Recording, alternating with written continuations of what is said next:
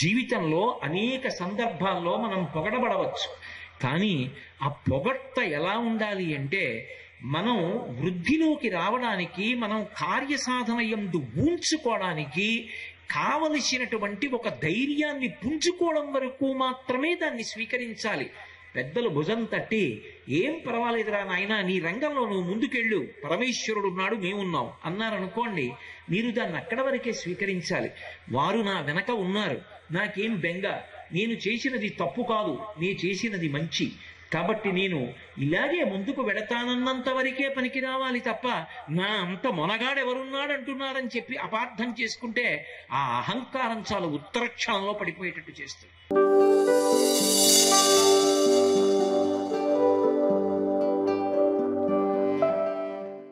సుగ్రీవుడు దక్షిణ దిక్కుకు వెడుతున్న వానరులకు అంగదుణ్ణి నాయకుణ్ణి చేసి పంపిస్తున్నప్పుడు తిరిగి హనుమని ఒక్కరిని వెనక్కి పిలిచి ఒక మాట అన్నారు.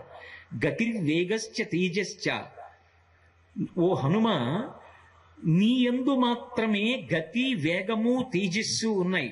రాఘవంచ మహాకపేహే, ఇవే కాదు, నీకు లంఘన శక్తి ఉన్నది. ఇది ఎటువంటిదో తెలుసా? మారుతశ్చ మహౌజసః, నీ తండ్రి అయినటువంటి వాయుదేవుడున్నాడే, ఆయనకి ఎటువంటి శక్తి ఉన్నదో అటువంటి శక్తి ఒక్క నీయందు మాత్రమే ఉన్నది. వాయుదేవుని కుమారుడవు కనుక ఆయన యొక్క గతి అలా ఉంటుంది. గతి అంటే వేగం. వాయువు ఎంత వేగంగా వెళ్ళగలరో నువ్వు అంత వేగంగా వెళ్ళగలవు. గతిర్వేగశ్చ, వేగము అంటే తొట్టుపాటు లేకుండా వెళ్ళుతున్నటువంటి లక్ష్యానికి అనుగుణంగా నియంత్రించుకోగలిగినటువంటి శక్తి, అటువంటిది పొంది ఉన్నవాడివి. తేజశ్చ, అపారమైనటువంటి తేజస్సు, నీలో ఉన్నటువంటి భక్తి నీ యొక్క అనుష్ఠాన శక్తిగా ప్రకాశిస్తూ ఉంటుంది. అటువంటి తేజస్సు, బుద్ధిబలము ఉన్నవాడివి. రాఘవంచ మహాకపే, దూకడంలో నీతో సమానుడైనటువంటి వ్యక్తి ఇంకొకడు లేడు. అటువంటి లంఘన శక్తి, పర్వతములు, సముద్రములు దూకి వెళ్ళిపోగలవు, అంతటి శక్తి కలిగినటువంటి వాడివి నీవు. మారుతశ్చ మహౌజసః, నీ తండ్రి అయినటువంటి వాయువు ఉన్నాడే, ఆయనకి ఎటువంటి శక్తి ఉన్నదో నీకు అటువంటి శక్తి ఉన్నది. కాబట్టి ఓ హనుమ, నిన్ను నమ్ముతున్నాను. నీ వలననే ఈ వానర సామ్రాజ్యం యొక్క ప్రతిష్ట అంతా కూడా నిలబడాలి. నీకే సీతమ్మ తల్లి దర్శనమవుతుందని, నీ వలననే నేను రాముడికి ఇచ్చినటువంటి మాట నిలబెట్టుకుంటానని నేను పూర్తిగా నమ్ముతున్నాను. అంతేకాదు, నీ యందు కొన్ని విశేషమైనటువంటి లక్షణాలున్నాయి. నీకు దేశకాలానువృత్తిశ్చ నయశ్చ నయ పండిత, నీకు బలం ఒక్కటి ఉండడం గొప్ప విషయం కాదు, తేజస్సు ఉండడం గొప్ప విషయం కాదు, దేశకాలములు తెలిసి ఉండడం గొప్ప. ఎక్కడ బలాన్ని ఎంతవరకు ఉపయోగించాలి, ఎక్కడ ఎంతవరకు మాట్లాడాలి, ఎక్కడ మాట్లాడకుండా ఉండాలి, ఎక్కడ ఒకవేళ అవమానం ఎదురైనా ఆ అవమానాన్ని భరించి కూడా ప్రభు కార్యాన్ని చక్కపెట్టాలి, ఎక్కడ ఎక్కువ మాట్లాడకూడదు, ఎక్కువ అనవసరపు ఆలోచనలు తెచ్చుకోకూడదు. ఇవి నువ్వొక్కడివే చెయ్యగలవు, ఇతరులకు సాధ్యము కాదు. దేశకాలానువృత్తిశ్చ నయశ్చ నయపండిత, అటువంటి వాడివి నువ్వొక్కడివే. కాబట్టి నిన్ను నమ్ముతున్నాను. హనుమ, నువ్వు సీతామాత యొక్క దర్శనాన్ని పొందాలన్నారు. రామచంద్రమూర్తికి నిజానికి హనుమ అంతటి గొప్పవారు అన్న నిర్ణయం ఎందుకు కలిగింది అంటే, ఆయనకి ప్రభు అయినటువంటి సుగ్రీవుడు హనుమని నమ్మారు. నమ్మి, నీయందు ఈ గుణములు ఉన్నాయి కాబట్టి నువ్వు మాత్రమే సీతమ్మ దర్శనం చేస్తావంటున్నాడు. తన దగ్గర పనిచేసేటటువంటి వాళ్ళు ఇన్ని కోట్ల మంది ఉన్నా, ఇన్ని కోట్ల మంది, అది సుగ్రీవుడి యొక్క వ్యక్తిత్వానికి, సుగ్రీవుడి స్నేహధర్మానికి, ఆయన ఇచ్చిన మాట నిలబెట్టుకోవడానికి, ఆయన జీవితంలో అగ్ని పరీక్ష లాంటి సందర్భం, ఇన్ని కోట్ల మంది ఉన్నా ఆయన మాత్రం నమ్ముతున్నది ఎవరిని అంటే హనుమ ఒక్కరినే నమ్ముతున్నారు. హనుమన్ ఒక్కరినే పిలిచి సుగ్రీవుడు మాట్లాడుతున్నాడు. నిజంగా అటువంటి సమయంలో ఏ వ్యక్తికైనా సరే అతిశయం కలుగుతుంది. చూశావా, ఇన్ని కోట్ల మందిని పంపిస్తున్నాడు, కానీ ప్రభువు నమ్మింది మాత్రం నన్నే. నా గుణకీర్తనం చేశాడు, నాకు ఈ గుణములు ఉన్నాయన్నాడు, నాతో సమానుడు లేడన్నాడు. కాబట్టి వీళ్ల మాట నేను వినేదేమిటి? ఏదో బాగుండదని యువరాజైన అంగదుణ్ణి నాయకుడిని చేశాడు, నేను వీళ్ళని లెక్క పెట్టక్కర్లేదు, నా త్రోవన నేను వెళ్ళవచ్చు, వీళ్ళు నాతో సమానంగా దూకగలరా, నాతో సమానంగా రాగలరా అని వెంటనే తిరస్కరించి తన మార్గంలో తాను వెళ్ళవచ్చు. కానీ మీరు కిష్కింధకాండ పరిశీలించండి, ఎంత మర్యాదగా మాట్లాడాలో, ఎంత మర్యాదగా ప్రవర్తించాలో అంత మర్యాదగా ప్రవర్తిస్తారు తప్ప ఎక్కడా కూడా ఎవ్వరిని అతిక్రమించరు. సుగ్రీవుడు తనని తన ప్రభువు ఇంత పొగిడిన 2 చేతులు జోడించి ప్రభువుకి నమస్కరించి తన కార్యాన్ని సాధించగలిగినటువంటి శక్తి కలగాలని పరమేశ్వరుణ్ణి ధ్యానం చేసి వెళ్ళగలిగినటువంటి వినయం స్వామి హనుమకొక్కరికే సొత్తు. జీవితంలో అనేక సందర్భాల్లో మనం పొగడబడవచ్చు, కానీ ఆ పొగడ్త ఎలా ఉండాలి అంటే మనం వృద్ధిలోకి రావడానికి, మనం కార్యసాధన యందు ఊంచుకోవడానికి కావలసినటువంటి ఒక ధైర్యాన్ని పుంజుకోవడం వరకు మాత్రమే దాన్ని స్వీకరించాలి.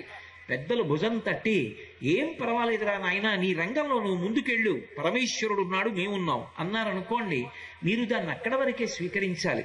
వారు నా వెనక ఉన్నారు, నాకేం బెంగ, నేను చేసినది తప్పు కాదు, నేను చేసినది మంచి, కాబట్టి నేను ఇలాగే ముందుకు వెడతానన్నంత వరకే పనికి రావాలి తప్ప నా అంత మొనగాడెవరున్నాడు అంటున్నారని చెప్పి అపార్థం చేసుకుంటే ఆ అహంకారం చాలా ఉత్తరక్షణంలో పడిపోయేటట్టు చేస్తుంది.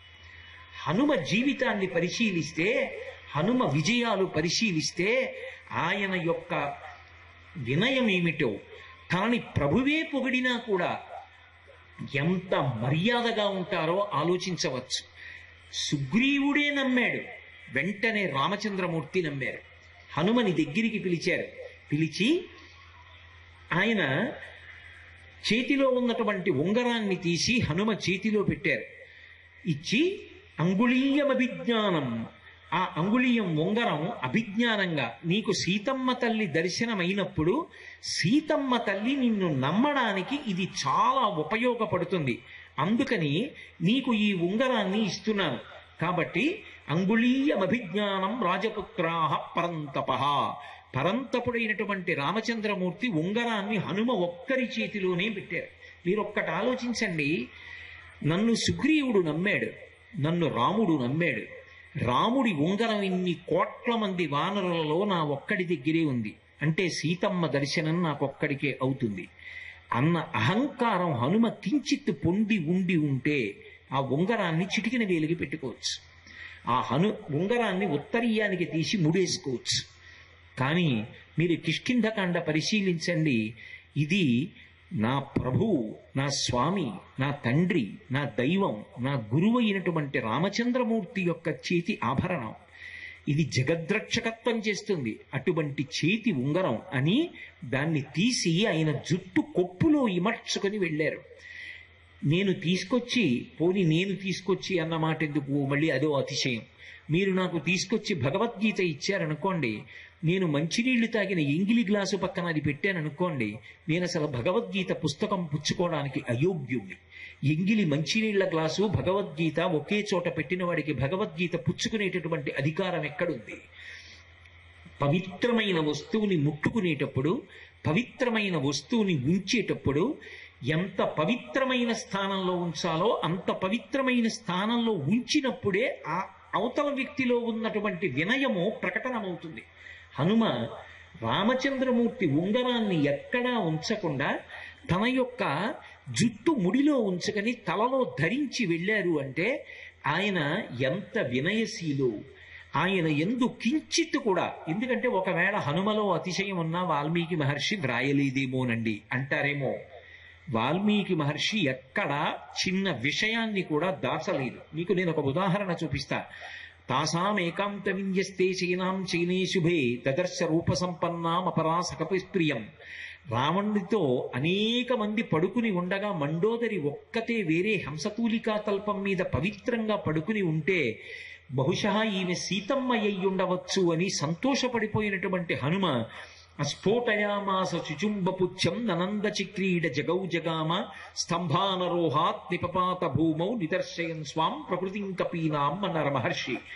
మండోదరి సీతమ్మ అనుకుని భుజములను ఇలా కొట్టుకుని పాట పాడి సంతోషపడిపోయి స్తంభాలెక్కి కిందకి దూకి గంతులేసి నృత్యం చేస్తే మహర్షి ఏమీ మెచ్చుకోలేదు.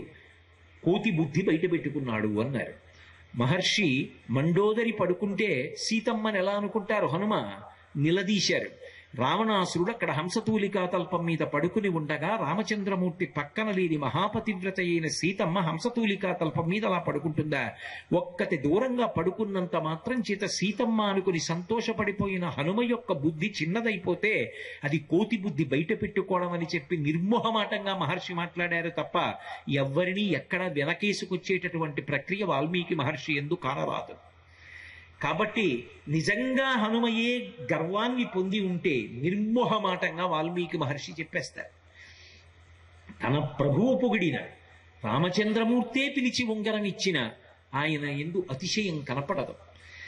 మనిషి చాలా తొందరగా పాడైపోయేది జారుడు మెట్ల లాంటిది ఏది అంటే నిష్కారణమైన పొగట్ట.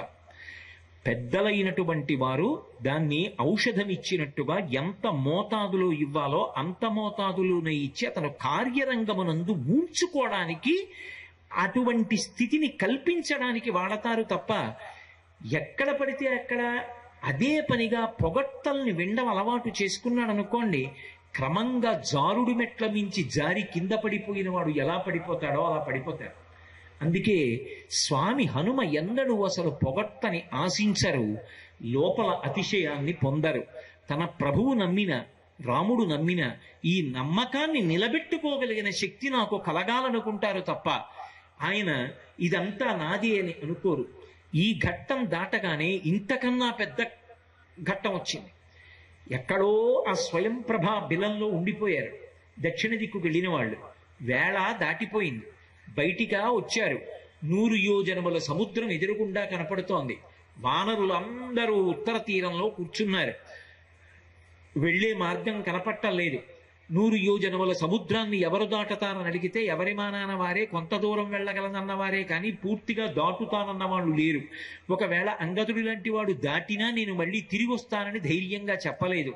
అటువంటప్పుడు ఎవరు 100 యోజనముల దూరాన్ని దాటగలరని బాధపడి కూర్చుంటే ఇన్ని వానరములలో ఒక్క వానరము కూడా దాటలేకపోతున్నానంటుంటే స్వామి హనుమ ఒక్కరే ఏమీ మాట్లాడకుండా మౌనంగా ఆ సముద్రపు ఒడ్డున ఇసుకలో కూర్చుని ఉన్నారు. అక్కడికి వెళ్ళినవాడు జాంబవంతుడు. జాంబవంతుడంటే సామాన్యుడు కాడు, వానరులలో మహావృద్ధుడు.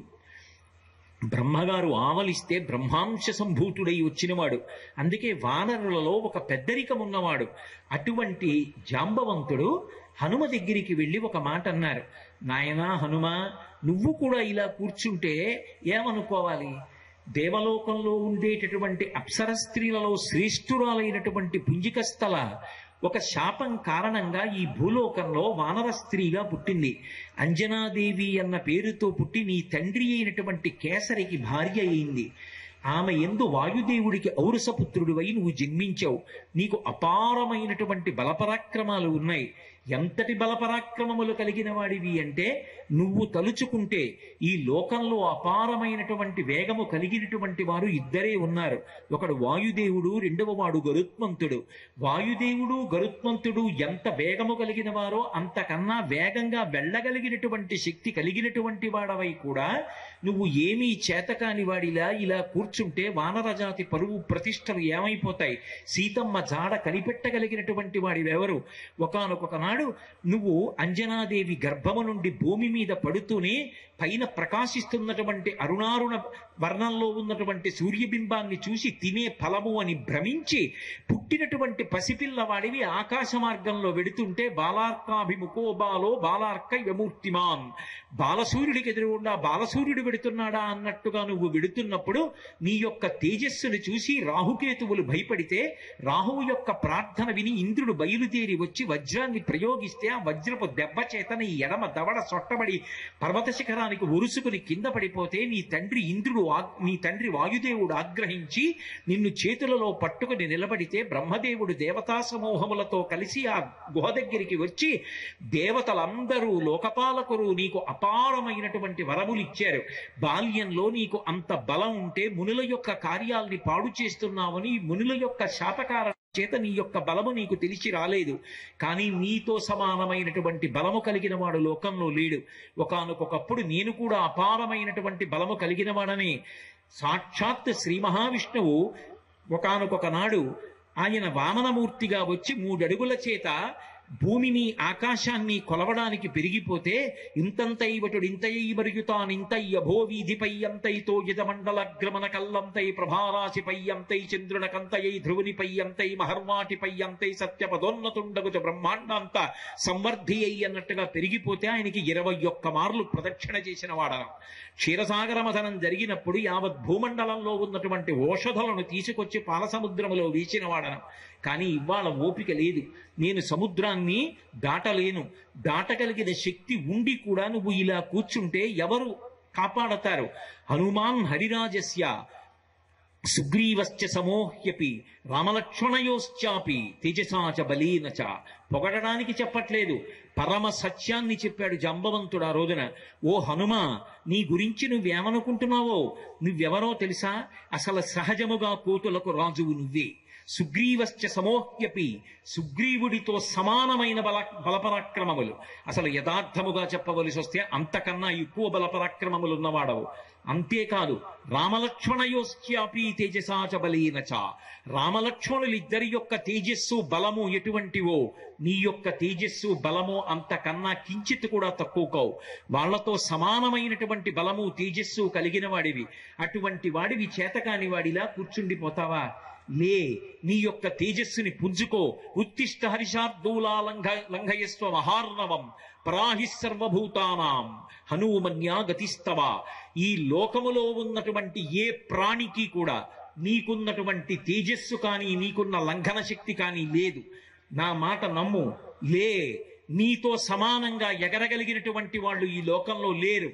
వానర కార్యాన్ని సాధించు, సుగ్రీవుడి యొక్క మాట నిలబెట్టు, వానరుల యొక్క పరువు ప్రతిష్టల్ని నిలబెట్టమంటే ఇంతమంది వానరులు అలా నిలబడిపోయి చూస్తుంటే ఇంత బలపరాక్రమములు తనకి ఉన్నాయని శాప విమోచనమై తెలుసుకున్నటువంటి హనుమ ఒక్క దూకి నా అంతటి వాణ్ణి నేనని వానరుల వంక గేలిగా నవ్వినా మనం ఎవ్వరం తప్పు పట్టడానికి వీల్లేదు.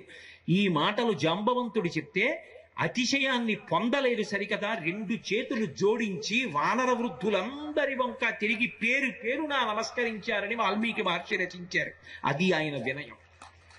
ఇంత క్లిష్ట స్థితిలో ఎవరూ సాధించలేని కార్యాన్ని నువ్వు ఒక్కడివే సాధించగలవన్నప్పుడు లేచి నిలబడి పెద్దలకు నమస్కరించారు తప్ప నా అంతటి వాడను నేనని కనుబొమలు ఎగరవెయ్యలేదు.